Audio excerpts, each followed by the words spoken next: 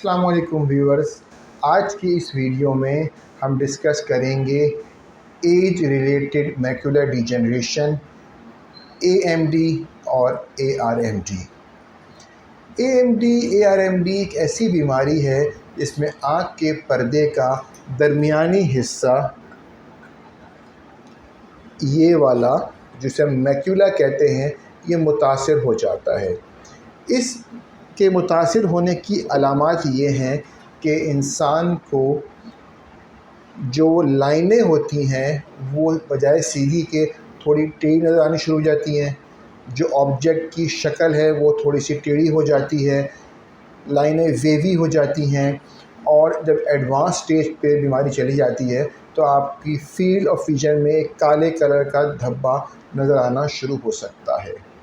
अब ये बीमारी किन लोगों को मुतासिर करती है, ये भी एक बहुत इम्पॉर्टेंट सवाल है।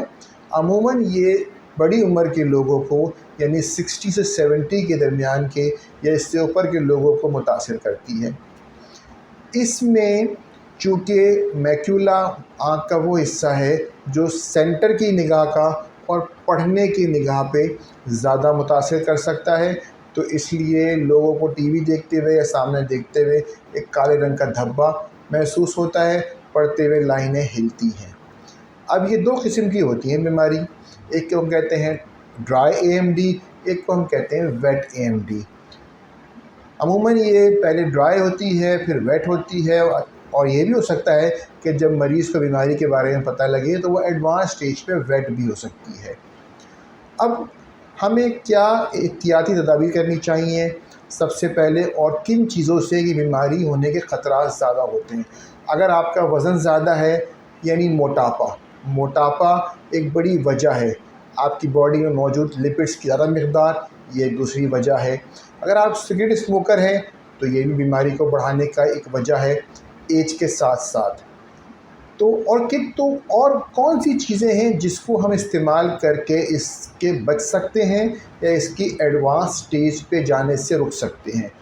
तो सबसे इम्पॉर्टेंट चीज़ है हमारी ग़िज़ा में शामिल हरे पत्तों वाली सब्ज़ी, यानी ग्रीन लीफी वेजिटेबल्स।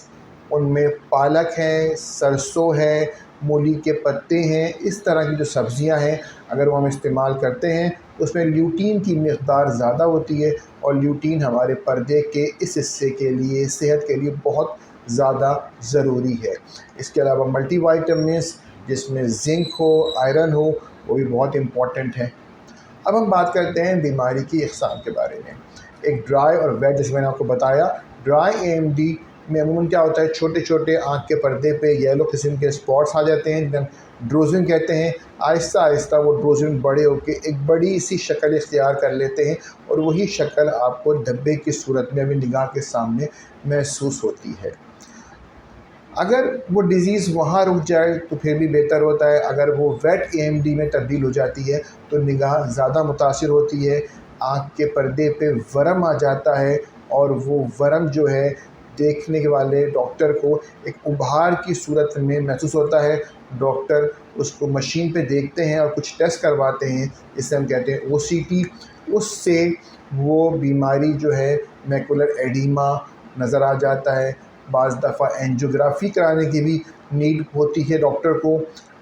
अब डॉक्टर आपको अगर उसका इलाज तजवीज़ करता है, अगर वो कहे जी आपकी बीमारी अभी जिस स्टेज पर है, आप जो है अपनी खुराक बेहतर करें, अपने रिस्क फैक्टर्स को बेहतर करें, सिगरेट नोशी छोड़ दें, तो आपको फ़ौरन अमल करना चाहिए। अगर वो आपसे कहे कि जी आप इंजेक्शंस की तरफ जाएं, बीमारी आपकी एडवांस स्टेज पे हो चुकी है, तो आपका हक़ है कि आप तहक़ीक़ करें कौन सा इंजेक्शन आपके लिए बेहतर है।